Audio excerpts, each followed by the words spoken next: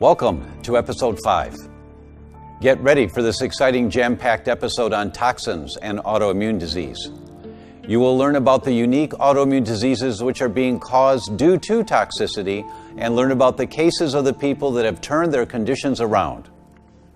In the last episode, you learned the impact of digestive diseases. You learned about the extreme prevalence of this terribly uncomfortable and often painful disease, which claims 60 to 70 million Americans.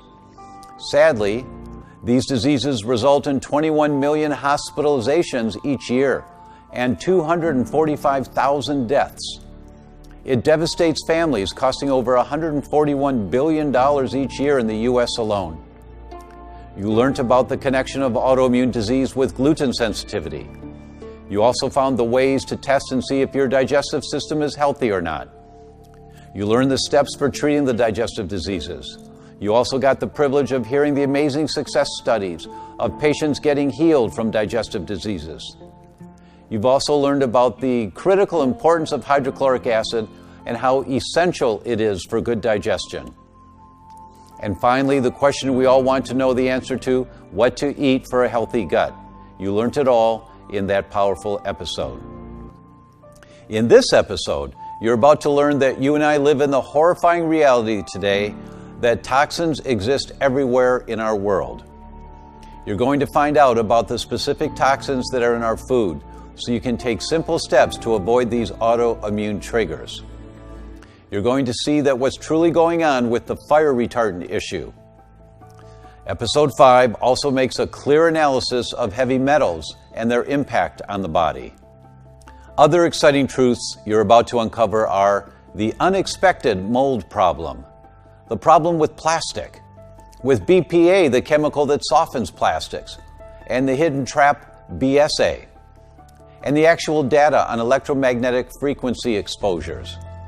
Everyday household products such as shampoos, makeup, deodorants, and finally, the problem with air pollution and what you can actually do about it. Get ready for an episode that will forever change your health and the health of those that are in your circle of influence. In the United States and Canada, chemicals are used in consumer products and released into the environment before they are tested for toxic effects, not like in Europe. In the European Union, they require the industry to prove the chemicals are safe, that they're not toxic, before they enter the market. Here, we have to prove that they're not safe. More than 1 billion pounds, yes, that's billion, 1 billion pounds of pesticides are used annually in the United States, 3/4 of which are used in agriculture. Recent biological monitoring studies indicate that pesticide exposures are widespread in the U.S. population, including to pregnant women and children. Is it any wonder why we are experiencing such a dramatic increase of autoimmunity? Newborn infants today, every single newborn infant has on average 280 toxic chemicals in their bloodstream at birth. According to the Lancet, the medical journal Lancet, neurodevelopmental disorders caused by industrial chemicals has created a silent pandemic in modern society. Pandemic means it affects everyone. It's bigger than epidemic. The truth is, you are exposed to approximately 250 pounds per person per day of toxic chemicals in the U.S. That's shocking.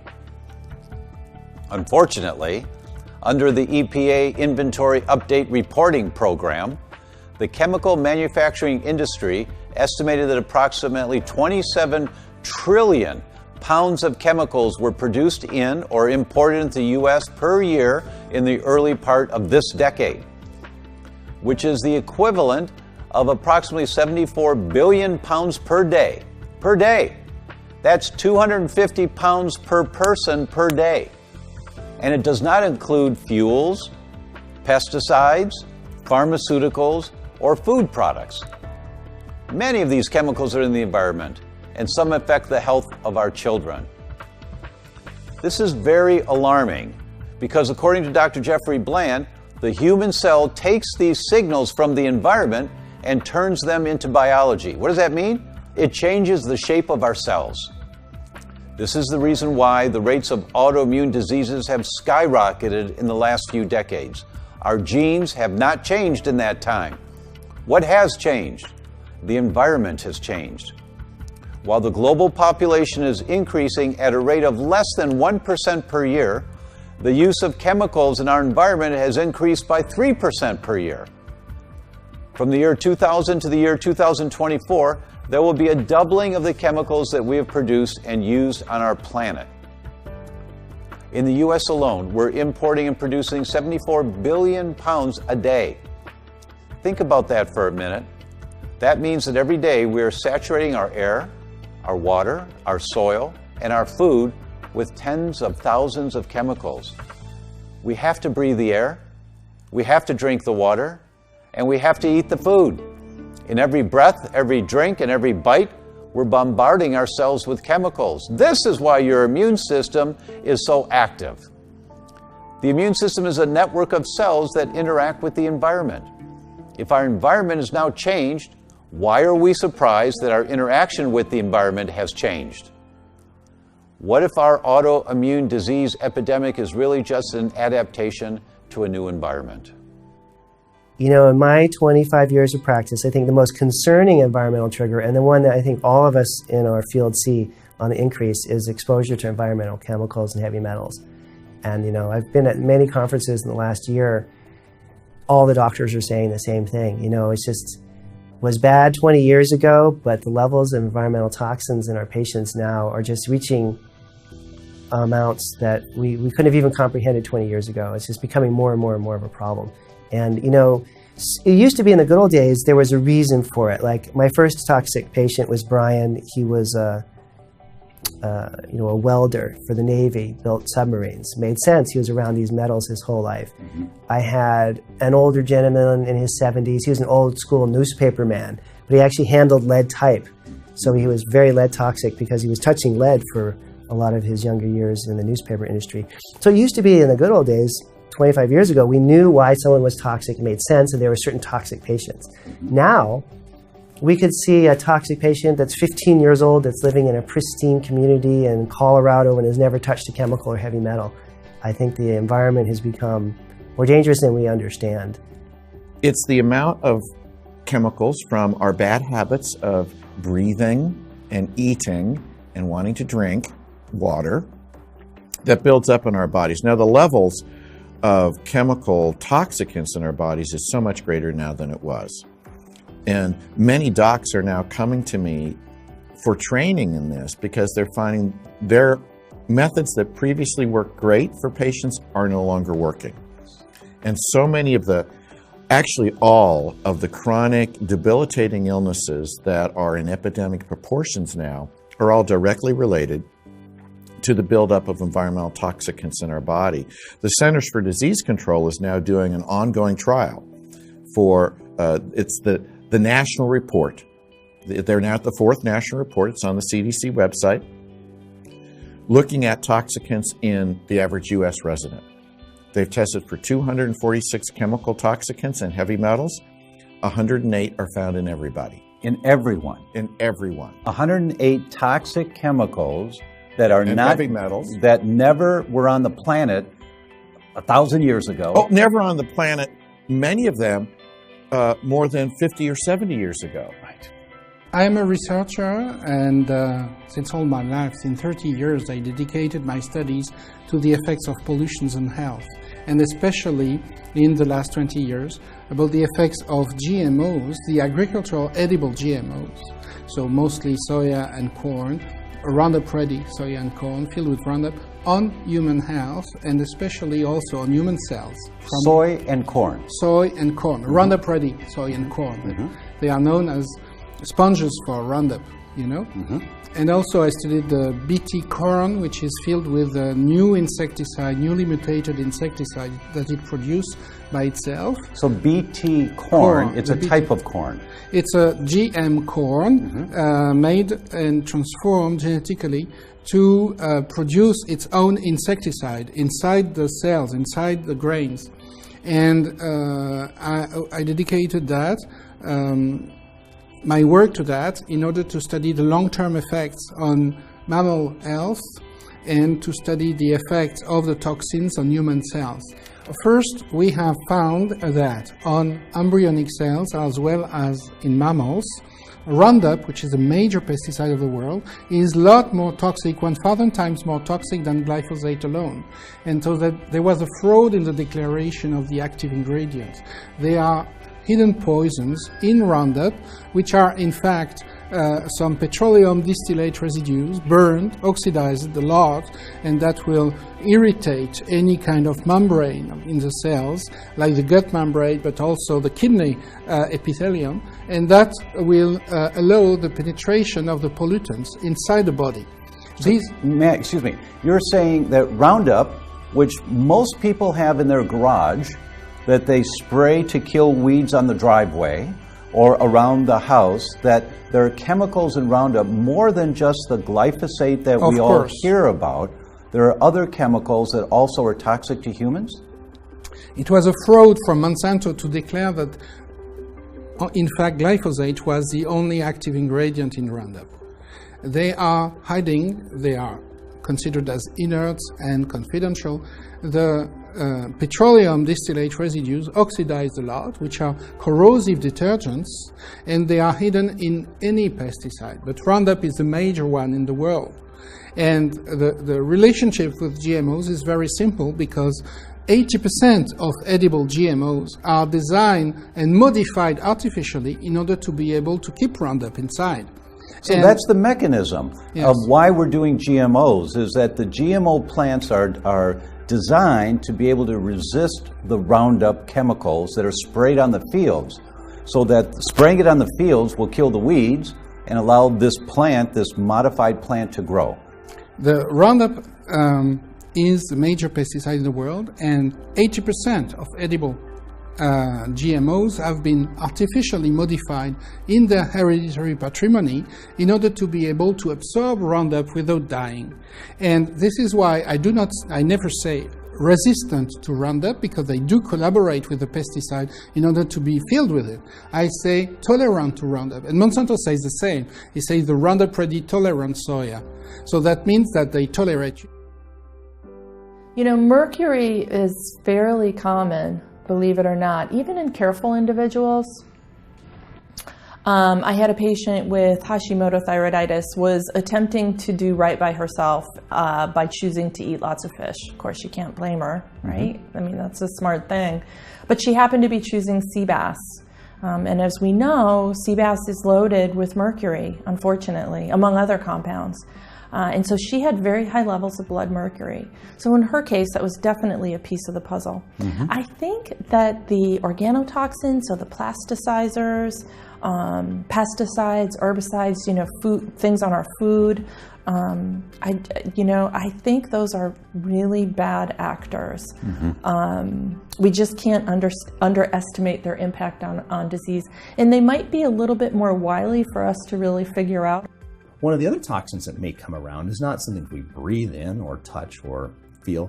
It can come in our diet as well. Aflatoxin is a mold, or a compound that comes off of mold that's often found in grains and legumes. And interestingly enough, we do a lot of advanced genetic testing in our office, whole genome analysis and some metabolome analysis. And in finding an individual that was missing the genes that attach glutathione onto toxins. So glutathione is our master antioxidant and master detoxifier, right? And this individual was missing several of the genes necessary to attach glutathione onto toxins. Guess what? Aflatoxin is one of the things glutathione removes. So this individual had autoantibodies against aflatoxin adducts. Wow. So what that means, right? When this individual would eat foods that had a little bit of mold on them, maybe some peanuts or some chickpeas that hadn't been washed, they would get sick. They would start getting headaches. And they couldn't figure out why sometimes they ate hummus and they were fine, and other times they weren't. Because the aflatoxin in their body would stimulate an autoimmune response. And the aflatoxin would build up because they had a genetic propensity not to be able to remove it because they couldn't conjugate it to glutathione. And so here we've got this interplay between genetics, detoxification, autoimmune function, and it's a puzzle that can be figured out if you look and you test and you're curious. Yes. You know, that's a lot of these things that we don't know why just require us to continue to ask why. And every once in a while, we figure something out. One lady had a son who was chemically sensitive, and every time he ate meat, he had a seizure. And when she started with ours, he could eat and he never had a seizure because it didn't have the toxins in it. Another lady, every time she touched chicken, for example, out of the supermarket, she'd get a rash. She was chlorine sensitive. And supermarket chicken, including organic, is bathed in chlorine. And she was able to eat ours, and she could touch it and handle it, and nothing. One of the most interesting ones came from one of our chefs, actually, who said, I didn't know this, that in the industry, one of the big issues in the prep room is what's called sore hand syndrome. When you work with chicken, your skin is permeable. Mm-hmm. I mean, stuff goes through it. And when the prep room would work with, say, break down chickens, you're breaking down carcasses. In about 2 hours, their hands get sore like arthritis because of the toxins. Everything's wet, right? You're working everything wet, and it's coming into your skin, and so they can't work it that much. She said when she started with ours, they could go all day, and they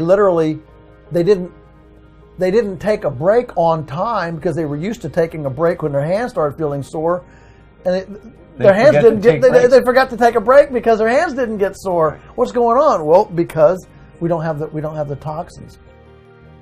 One key that I think about with the environmental toxicity is that where we're raising our food, the feedlot beef that we're using, with the antibiotics, with the hormones that we're giving, with the environmental conditions, it's just not a healthy place to raise a food source. The water supply that we're using, we actually do water tests in our community, and we find shockingly people with uranium, arsenic, high levels of lead in their house supply and in their well supply. I think the mineral depletions we're seeing in our soils make you vulnerable to the toxicity, whereas your reserve may have been higher.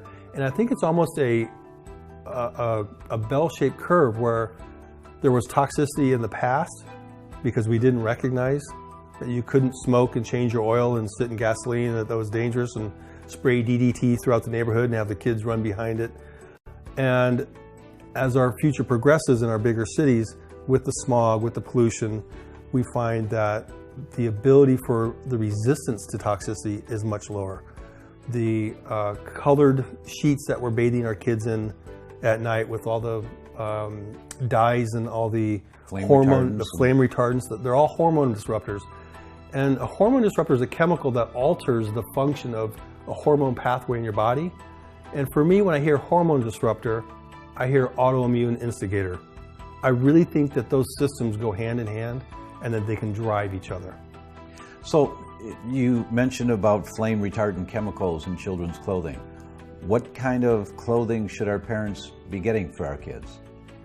Everyone should be wearing organic cotton.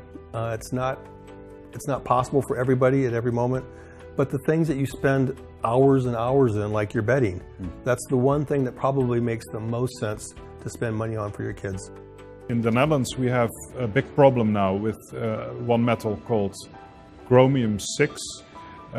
These are people that work in the military, and all the tanks that were in Afghanistan, for instance, also the tanks from the United States, they were close to my university. So, and many of the men that worked there became ill after working for a couple of years in that cleaning industry. Yes. And the idea is that chromium-6 has caused all kinds of problems. And we have now an official team to look if we can get more knowledge about it and also get more proof that indeed it is the case. So metal allergy discovery and determination of metal allergy is a big issue nowadays. When you said these workers got sick, Yeah. were they sick with autoimmune conditions? Yeah, well, there's three diseases that they have. One is the increased prevalence of cancer, especially cancer of the throat and of the stomach and of the lung. But there's also an increase of nasal perforation. That's the direct toxic effect of chromium-6.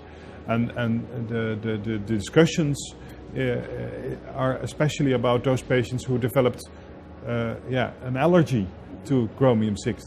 You have to, some men at the age of 50 suddenly developed asthma, suddenly developed rhinitis and hay fever, and all kinds of other allergies. 50 years old. It's strange. It's strange. I mean, normally you have this as a kid, and then when you grow older, it disappears. Here's the opposite. We walk around, we get exposed to all these pollutants. You know, we walk on asphalt, we get exposed to heavy metals on our shoes. And so leaving your shoes at the front of the door isn't just some Zen concept. It's actually to leave the heavy metals and the other environmental pollutants so that they're not tracked through your whole home and causing problems with your air quality. Especially if you have an infant. Yes. Or a toddler, someone crawling around the floor, and you've been walking on the carpet with your shoes that have the fertilizer and insecticide and Roundup that you just walk past to go from the car to the house, and it's on your shoes. Now you bring it in, now it's on your carpet. Now your baby's crawling on the carpet and they've got it in their hands, and then it gets in their mouth, and you're exposing them to so many more chemicals that way. Critically important. And I don't have a toddler anymore, but I'm doing yoga on the carpet. I'm getting exposed to it. So. Yes. And my kids, you know, they'll lie on the carpet and do things on their laptops. So, yeah, very important. Yes. Food sensitivity, that would be the first thing I would think of in someone who doesn't have a stellar response to adding the smart foods and the activity I talk about. So I might do gluten. Either I'll get them to try an elimination diet where we give up like the top 7, you know, gluten, dairy, soy, corn, egg whites. You know, what are the most common things that peanuts that people might react to? Give those up for just 21 to 30 days. I mean, sometimes it's startling, the response. But there's a, you know, now then if it's not food, we can get into, you know, there's, some people are chemically sensitive. You know, the cosmetics that people put on, you know, chemicals in we live in a pretty toxic world. When you think of all the chemicals in our home that could, in some genetically sensitive individuals, trigger their autoimmune response. So there's definitely chemicals out there. And so it's, you know, I'd go with the most common things first, but eventually you got to think of mildew and mold and other, you know, potential triggers out there, chemicals in our home, all sorts of things, and they're all additive. You add up all these little bits of all these different triggers and you have a massive trigger. So it's that's the hardest part, I think, is figuring out what the triggers are so that people can get out of this autoimmune cascade that takes their health down. It really requires some investigation, Sherlock Holmes, to figure out. So you can start with the basics and healthier diet, and if it doesn't work, then you have to really dive in there to see absolutely. where they're coming from. And usually there is something. Bisphenol A, also known as BPA, is the main chemical in plastic products. So plastic bottles, plastic utensils, they spray this plastic in tin cans even. They spray it over paper towels. Carbonless credit card receipts. Credit card receipts, right. That's all bisphenol A. So studies have shown that about 90% or higher, 90% of the population in the U.S. has very high levels of urinary bisphenol A, this BPA compound. So this toxic chemical is in the urine. Right. For 90% of us already. Right. So it's really known mostly as an endocrine disruptor, meaning that this is a compound that can actually bind to a hormone receptor. And there's lots of evidence that BPA is what they call an endocrine disruptor, so it can make females and males have abnormal hormone development. So someone's body might think they've got a whole lot more estrogen than they do. Right. Or a whole lot more testosterone than they do. Right. So that's the concept of BPA being an endocrine disruptor. And there was actually a U.S. Senate hearing about world-leading experts on this BPA compound, whether it should be removed, then the expert opinion was to remove it, that this is dangerous to the population, but that hasn't been done. Politics, right? So what they've done, some people will say things like BPA-free, but now they're using something called BSA, which is more toxic, more inflammatory. So, there's a saying that Dr. Vijnani always says, plastic is plastic, and there's some truth to that. But BPA is an area that of interest for us because we know what some of the research shows is that once you get exposed and ingest this plastic compound, besides its endocrine disruption effect, it can actually bind to your own protein and then create a new trigger for autoimmunity. And we did a publication a couple of years ago where we looked at healthy blood donors, and about 10 to 12% of people had that reaction going on in the population of healthy blood donors. Healthy people had this? Yeah. You can do some things to limit their exposure. Like for plastic, if it's heated, you get more release in your liquid. So if you have water that's been sitting out in the sun, a water bottle, then that plastic BPA compound gets in the water. Or if the solution is really acidic, like soda. Soda has a very low pH, right? It's very acidic. So that acidic environment makes more of that plastic BPA compound go in the solution. So the plastic bottles of soda that you can buy in the store are likely to have levels of BPA in them. Absolutely. And if they're not refrigerated and if they're hot, just the fact they're acidic, there's a higher BPA content than, let's say, water. Right? So a few things that you could do now. First, don't leave plastic water bottles in the car. Absolutely. It's great to have water in the car, but get glass bottles or have a coffee mug kind of thing. Metal thermos. A metal thermos. And stop using plastic water bottles in the car. The second thing is, if you're drinking pop, don't. But if you are drinking pop, don't get plastic bottles of pop. Is the can a little bit safer? Well, the cans are still coated with BPA, aren't they? Oh, well, that's it on pop. Sorry, pop's out. So, I mean, the point is that these things do have an impact. The biggest insult, though, is when people drink coffee through a coffee lid. Yes. Because the heat releases the BPA into the liquid. We talked about using stainless steel containers for water and also glass containers. They're totally inert, so that's the safest thing to use. Use them also for food. So my fridge is full of glass containers. I use also stainless steel containers, but then you can't see it. And for whatever reason, stainless steel just doesn't work as well for me and my family with leftovers. Yeah, I can't imagine, why do they put lids on pots that are not glass? I know. I mean, you want to see how things are cooking in there without having to take the lid off, right? And also for storing food in the refrigerator using glass containers. So would you be cautious about plastic containers in the refrigerator with your foods? Stay away from plastic. I mean, when I first started to see the data on plastic and what it does to the female body and to the male body, I just got rid of everything that I had. And, I have people who come over and they'll bring me a plastic container of something. It goes straight into either the recycling or the trash. I just don't want it in my home. Another important class is your pots that you're using for cooking. So Teflon, the cheap non-stick saucepans that you can get, they're terrible. They're so nasty. Teflon is an endocrine disruptor. It does a number of harmful things to the body. I use ScanPan, which is based in Scandinavia, and it doesn't have endocrine disruptors in it. Or just use a cast iron pot or an enamel pot. We use the Le Creuset. Le Creuset. Yes, I love Le Creuset. It's great for making soups and stews and everything. The EMF exposure, I think, is going to be a bigger problem than we think. There is some suggestion that's already a hormone disruptor for the adrenal gland. That data is fairly clear. There seems to be cancers in unusual places where people keep their phones, and particularly for the younger people in our society. The younger you are, the more that the EMF penetrates the body. There's some good data that shows the depth of penetration in the brain for little kids versus adults is much, much more dramatic. And so I think it's one of those things where sometimes it makes sense to be more prudent before the data is actually here, especially when it's a do no harm choice.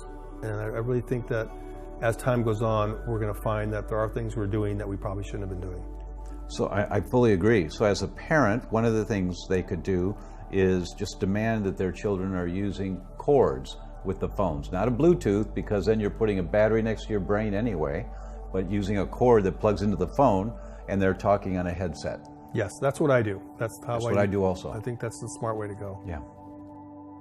You know, if a person has a lot of electromagnetic radiation exposure in their homes or workplaces, it's fairly simple to create safe zones, like a bedroom, for instance, so that they're not being constantly bombarded with electromagnetic radiation.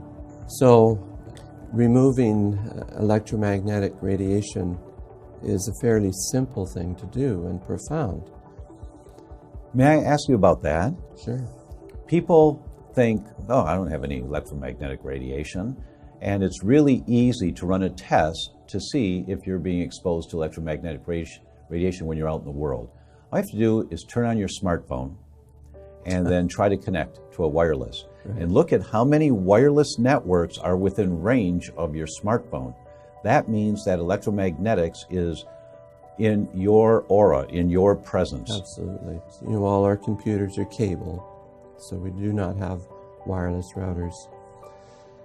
And then I've tested our home for a phenomenon called dirty electricity. And you can get these Graham-Stetzer meters. They're not expensive. We have one in the clinic we loan out to patients. Yes. And they draw a little map of their homes where the plug-ins are, and then they go from plug-in to plug-in with this meter and record the digital readout. And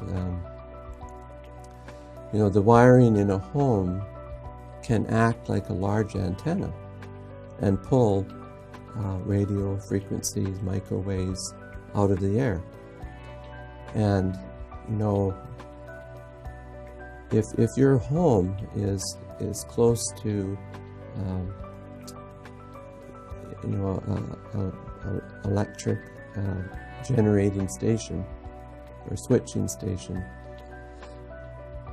the electricity goes out through the wires and into our homes, but then it has to return to the station because it's a loop. So if you're in that pathway, that will move through your home, through the wiring, and it can come out in your atmosphere. I remember in the mid-'80s somewhere reading a study that if you lived within a quarter mile of high-power electrical wires, the incidence of children with leukemia was much, much higher. Sure. If you find areas in the home where there's a very strong, dirty electricity, you can buy a filter and just plug it in. So in our bedroom, we've got 3 filters. And, you know, if the head of your bed is close to the wall and there's wires in the wall, there will be a field from that. So, good idea to pull the bed away from the wall. So there's some women who never wear lipstick, bless them. I'm someone who loves lipstick and I only wear organic now, but that wasn't always the case. Yes. So I actually measured in, this was maybe 5 years ago. I periodically, you know, I run my own functional medicine tests on myself. And I found that my lead and my mercury levels were quite high. So the mercury I understand because I have a fondness for sashimi and I have to be careful about it. And that's one of the reasons why I test my heavy metals. But the lead was so confusing to me. And so I started to look at, you know, what were the sources of lead? I tested my water. I use a water filter I have for a very long time. And it wasn't my tap water. It wasn't the filtration system that I'm using. What I found was that it was my lipstick. So I was occasionally using some lipstick that I thought was safe. Can I say some of the brands? I was using Burt's Bees, their lip shimmer. That actually has lead in it. It might have been removed by now, but this, when back 5 years ago, it still had lead. I love Chanel. I love kind of their new look every 6 months. And I was using a Chanel lipstick mostly for, you know, going out at night, not every day. But these were enough of an exposure to get my lead level to they were accumulative. Yes. I don't think we're ever going to get to the point where we can really reduce our exposures, right? There's just too much latex glove use with foods, too much plastic bottles, there's too much chemicals that are used in cleaning products, there's formaldehyde in carpets, right? There's all these things around us, and there's no strategy to reduce that load. So the only chance we have is to try to improve our own tolerance, because it's not as simple as you just do something like chelation therapy where you try to pull these metals out of your body, that you're still going to, even if you did chelation, you would still have reactions to plastic that won't be chelated out. You would still have reactions to formaldehyde that don't get chelated out with those types of agents, right, which is a normal treatment. So there's a point of that we all have to consider improving our tolerance, especially for reacting to chemicals in early stages, and especially for those that have autoimmunity. So as far as other things that can do that, like chemical tolerance issues, raising antioxidant levels and glutathione levels especially have had Antioxidants are in the vitamins and minerals that we take. Right. So if we can have a high antioxidant-rich diet or take them as supplements, that can have an impact on tolerance. But at the end of the day, the key thing is to not ignore those symptoms of reacting to chemicals and starting to react to foods, because this really suggests that you're losing your tolerance to the environment and the foods you eat. And the next thing that happens is you lose tolerance to yourself and start to develop autoimmune diseases. And that can be anywhere. The toxicants that I never used to worry about, they're called non-persistent because they have short half-lives. They're out of your body in a few hours or a couple of days. Who cares? Well, what turns out is that we're breathing them in all the time. In our homes, the air pollution levels are just astounding. In cities, and from the vehicular exhaust. Vehicular exhaust has greater association with cardiovascular disease and heart attacks than cholesterol does. Women, the greatest risk for giving birth to an autistic child is how close that woman is living to a busy roadway. There are at least 8 studies now across the country showing the same thing. And if that woman continues to live in that home, that child's autism gets worse. You know, I know of the studies that show that children in Mexico City have Alzheimer's already, early Alzheimer's. They can identify the plaque in the brain. It's because of the toxicity of the air. Yeah, it's the vehicular exhaust is not a good thing. I don't know why this is not more well known. But you can make lab rats fat, obese, from air pollutants, vehicular exhaust. You can make them diabetic. And in human studies, the cardiovascular disease, the autism, allergies, asthma. So these environmental toxicants are multifaceted.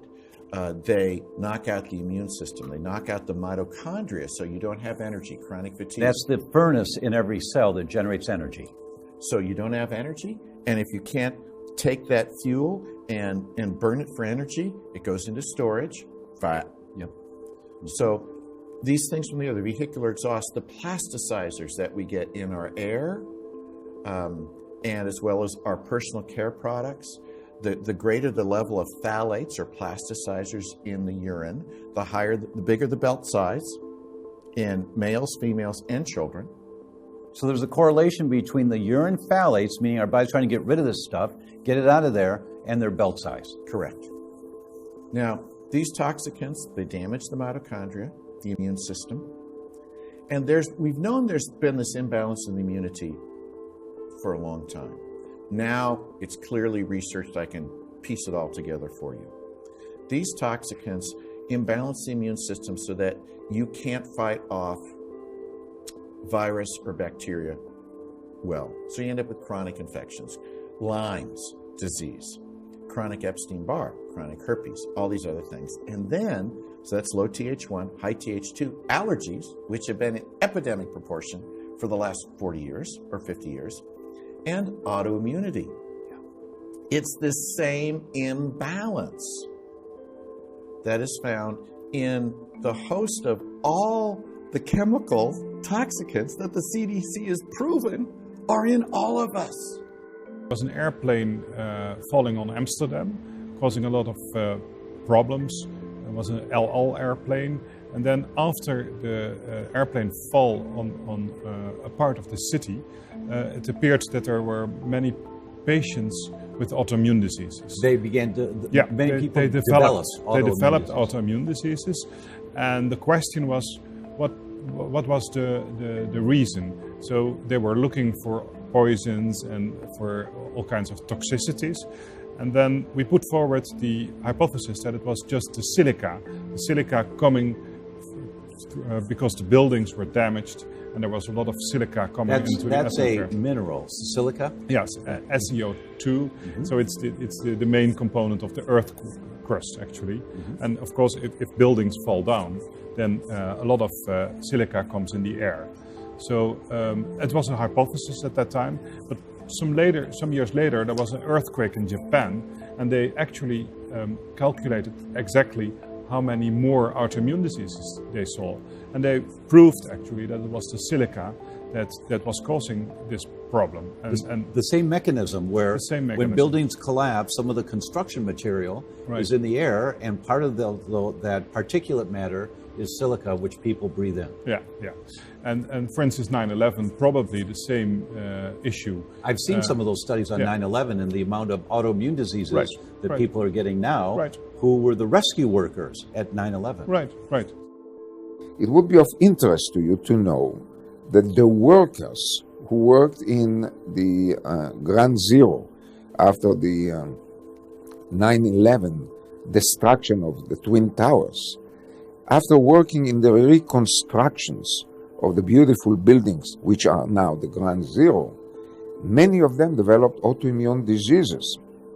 This was published in the Arthritis Rheumatism, our very respectful journal of the rheumatologists in the last year, to indicate that they were exposed constantly with different metals, some of them aluminium, when they destroyed or demolished the ruins and tried to reconstruct this beautiful building. So everywhere in our life, the modern life, we are exposed to noxious materials which can stimulate the immune system, and in few subjects, which we know who they are and we can predict them or predict let's say diagnose or depict these people, they might develop autoimmune diseases by being exposed to all these substances that you listed. Yes, the environment is overwhelming, but you can do some very simple steps. And I have come to the place in my career, Tom, with the research that I read and study.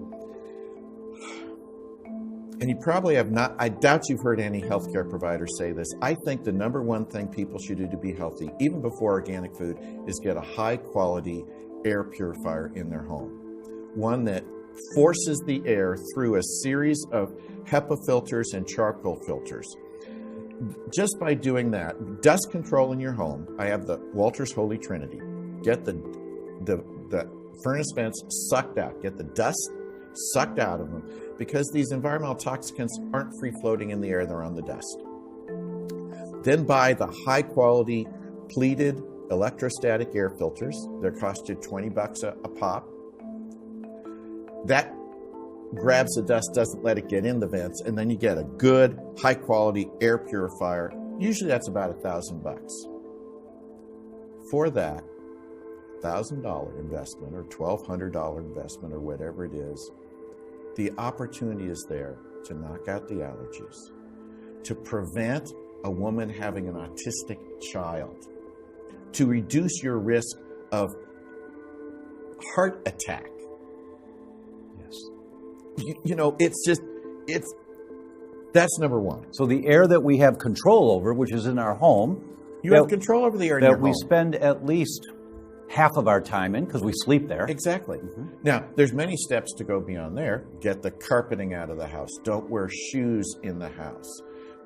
What do you do if you walk into a hotel room and you smell all the cleaning stuff? What can a person do?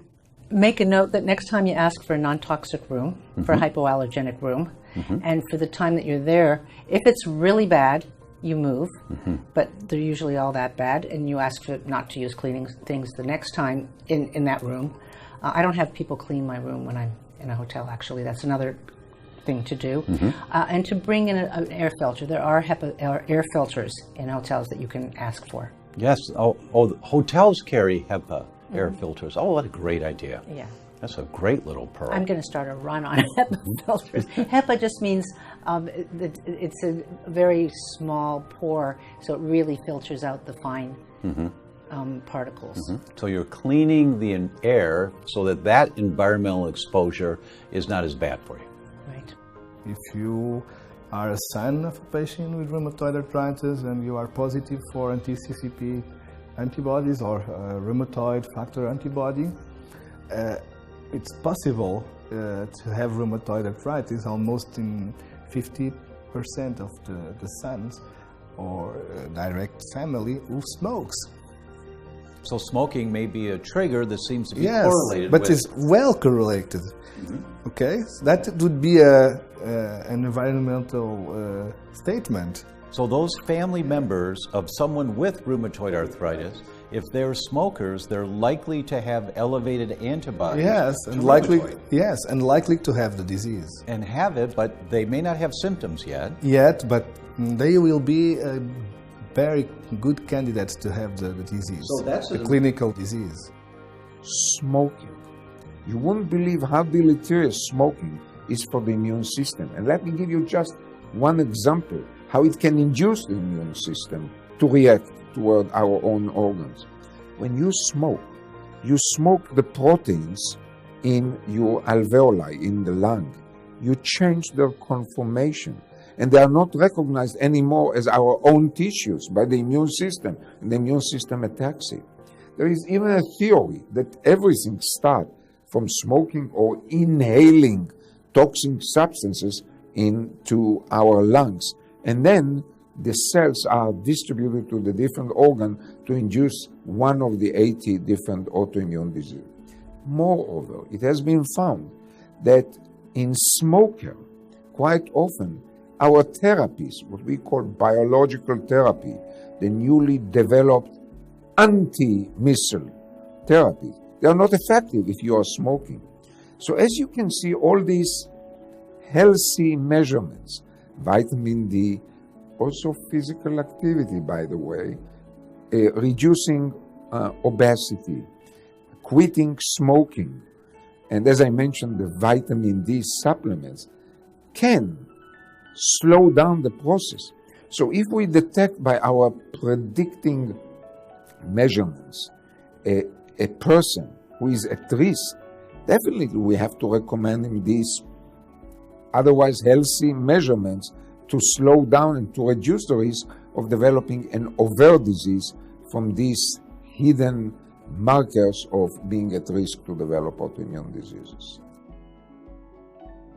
And thank you for taking the time to listen to various experts in their fields when thinking about this important subject.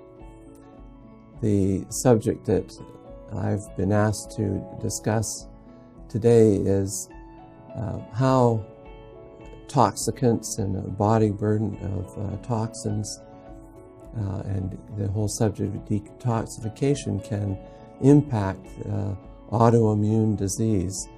And I hope that you will grasp kind of the big picture of the timeline of our lives and how we go through life, various exposures and traumas that cause tipping points for our immune system, inflammatory systems to become more reactive, and how addressing many factors can cause the immune system and inflammatory cascades to calm down and restore life and vitality. This was an exciting episode. It's a shock to see that all of these environmental toxins are causing some of the autoimmune diseases, especially BPA, phthalates. Make sure to take this information and apply it to your own life. Make sure to learn more about proper detoxing to get rid of these toxins from your body. For tomorrow's episode, we'll be looking into diseases related to the brain. You will find out about how brain deterioration and Alzheimer's can be properly treated, and you will also find out about the shocking truth about connections between vaccinations, autism, and attention deficit. Did you know that Alzheimer's and Parkinson's originates in the gut years before there are brain symptoms? This just came out in the research last year. Okay, see you tomorrow.